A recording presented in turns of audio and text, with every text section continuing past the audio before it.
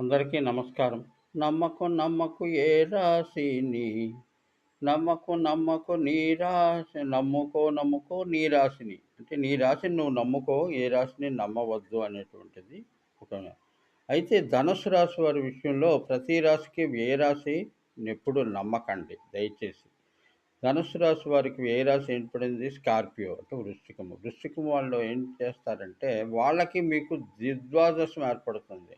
కానీ ద్విద్వాదశం అంటే వాళ్ళకి బెనిఫిట్ ఉంటుంది కానీ మీకు బెనిఫిట్ అనేది తగ్గుతుంది బాగాను. నక్షత్రాలు కూడా అట్లాంటివి. కానీ అంటే భచక్రంలో రాశిని నమ్మకుండా ఉండలేము. కానీ ఎన్నో రాసుల సమన్వయమే భచక్రమం. అంటే మనుషులందరి యొక్క సమన్వయమే మన యొక్క జాతి, నీతి అన్నీని. ధనుసు రాశి వాళ్ళు ధర్మం మీద ఆధారపడతారు. కానీ పురుషార్థాలంటే ధర్మమే. ఈ ధర్మార్థ కామ మోక్షాల్లో మొదటిది ధర్మం కాబట్టి ధనస్సు ధర్మం మీద ఆధారపడి ఉంటాయి.